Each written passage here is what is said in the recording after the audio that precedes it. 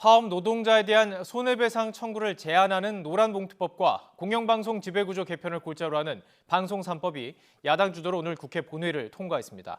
민주당은 이동관 방송통신위원장 등에 대한 탄핵 소추안도 발의했는데 국민의힘은 탄핵 표결을 막기 위해서 쟁점 법안에 대한 무제한 토론, 필리버스터를 전격 철회했습니다. 취재기자 연결해 보겠습니다. 나인 기자. 네, 국회입니다. 자, 국회 오늘 긴박하게 돌아갔습니다. 본회의 어떻게 진행이 됐는지 좀 정리해 볼까요? 네, 먼저 민주당이 예고했던 대로 오늘 본회의에선 쟁점 법안인 노란봉투법과 방송 3법이 상정이 됐습니다. 김진표 국회의장이 민주당 의원들이 제출한 추가 상정 동의안을 표결에 붙였고 국민의힘은 반대했지만 의석수에서 밀려 막지 못했습니다. 하지만 예상과 달리 국민의힘이 공언했던 무제한 반대 토론 필리버스터는 진행되지 않았습니다.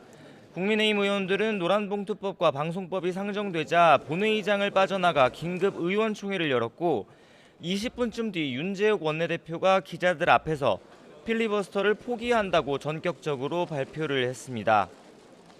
국민의힘이 필리버스터를 포기한 이유는 민주당이 법안 상정 직전에 이동관 방송통신위원장과 검사 2명에 대한 탄핵소추안을 발의했기 때문입니다. 탄핵안들은 본회의 시작 직후에 안건으로 보고가 됐고 앞으로 72시간 안에 표결 절차를 밟아야 하는데 이 표결을 막기 위해서 여당은 필리버스터 없이 노란봉투법 등 쟁점 법안 표결이 진행되도록 놔두고 오늘 본회의를 끝내버린 겁니다.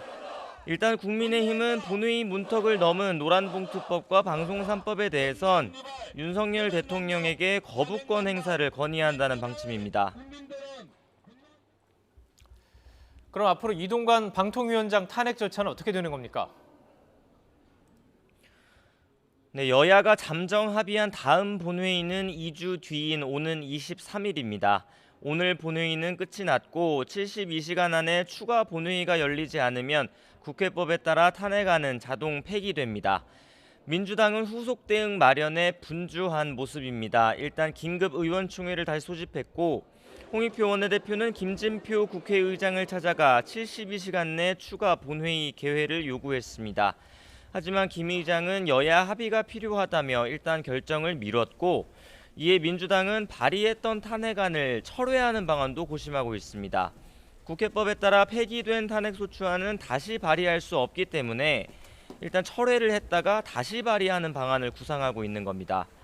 홍 원내대표는 방송 장악이 얼마나 정부와 여당에 중요하면 방통위원장을 지키기 위해 이런 꼼수까지 쓰느냐며 반드시 정기국회 안에 탄핵을 추진하겠다고 밝혔습니다. 이동관 방통위원장은 자신을 탄핵하겠다는 민주당을 향해 헌법이나 법률을 중대하게 어긴 적 없어 탄핵 요건이 안 된다며 야당이 민심의 탄핵을 받을 것이라고 말했습니다. 지금까지 국회에서 전해드렸습니다.